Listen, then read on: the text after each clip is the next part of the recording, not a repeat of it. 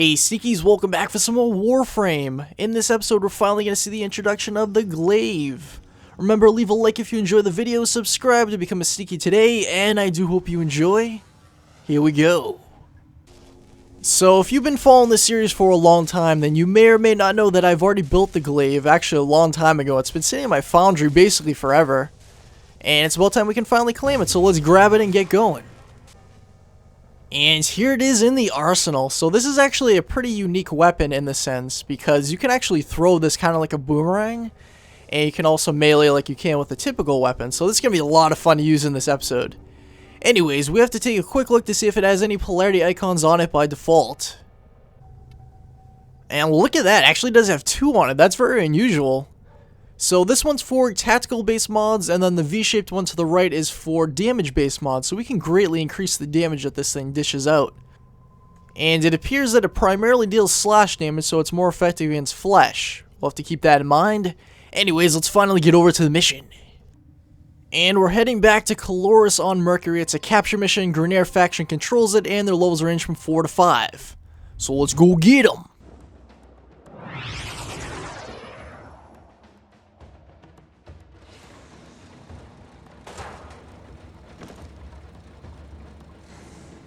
Infiltrated, here we go.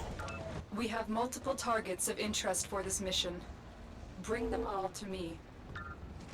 Alright, so you know the deal. We just have to go in and capture 2 targets, at least one of them, and extract. Very simple. Try throwing it at him. Oh man, that wasn't a good throw at all. No. Wow, that actually cut him in half. That is crazy. This thing's amazing. I love this. Now, I can either throw it like the boomerang and like I just did. I can also add mods on it that add more bounces. These are high-value targets. Their capture is crucial.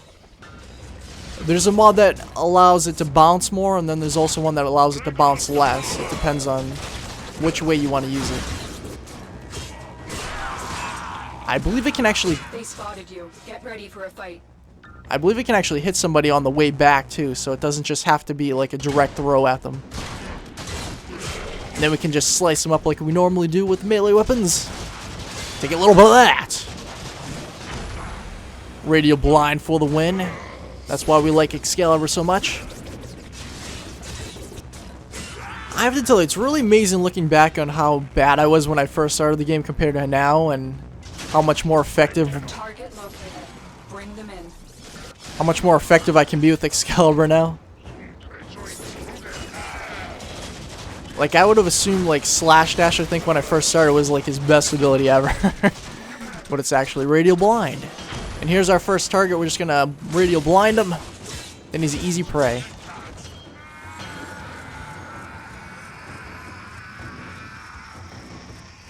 Target apprehended. Keep hunting. Alright, so now we've captured one of them. We don't technically have to capture the second one. We can extract. But we do have to go and let him escape before we could allow that to happen. So we have to at least go and interact with him.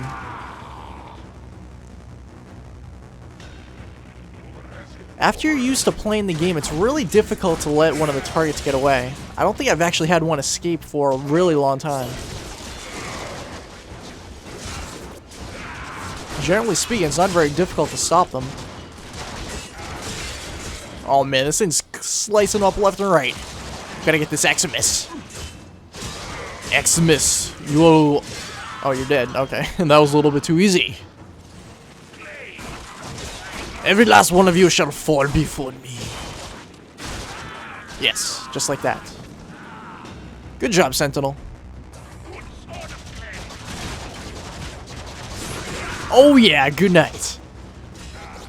Oh, got him on the return. That was awesome.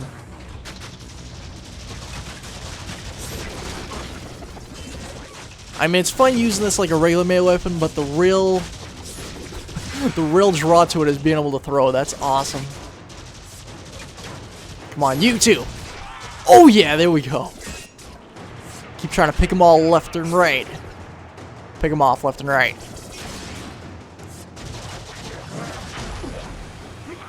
And when all else fails, just Radial Blind them. Then they're easy prey.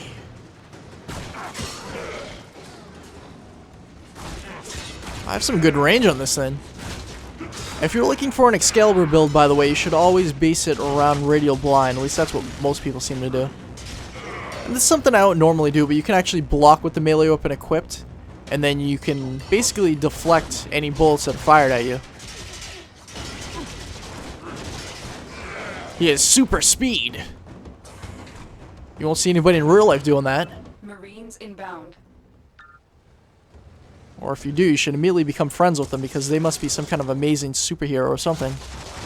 Another Exodus falls before me. What is this last capture target? Oh yeah.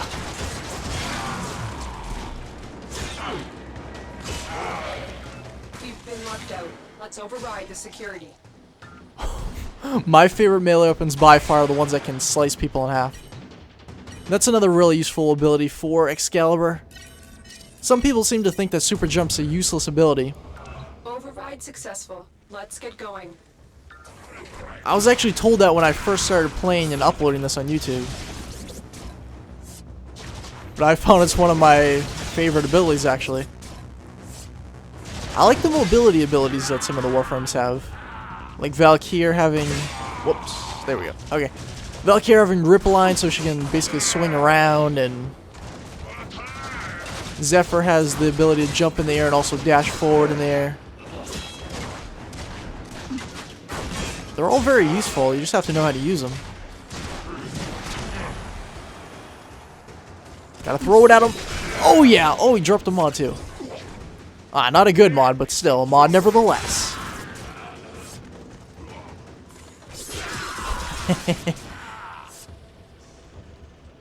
There's also a Glaive Prime in the game.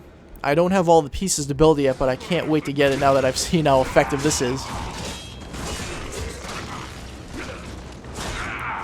Even if this wasn't super effective, I'd still use it because it's just so much fun. You don't need to base everything on how many people it can kill, but if you're having fun with it, that's really the most important factor. You found a target.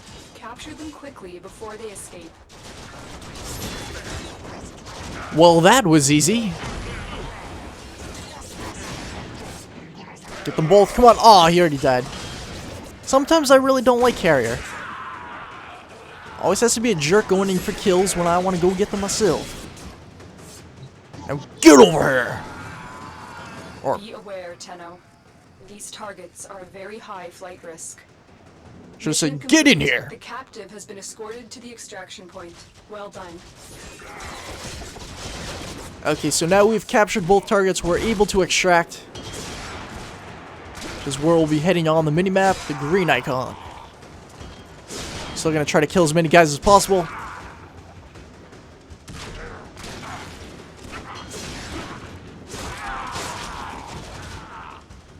You should already know I'm definitely gonna recommend that you get this weapon. Even if it's not great when it's max rank for like high level enemies, I'm still gonna keep it for sure just so I can mess around with it like this.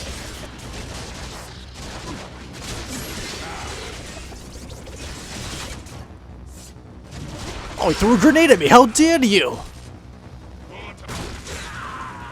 They really should add grenades for us in this game.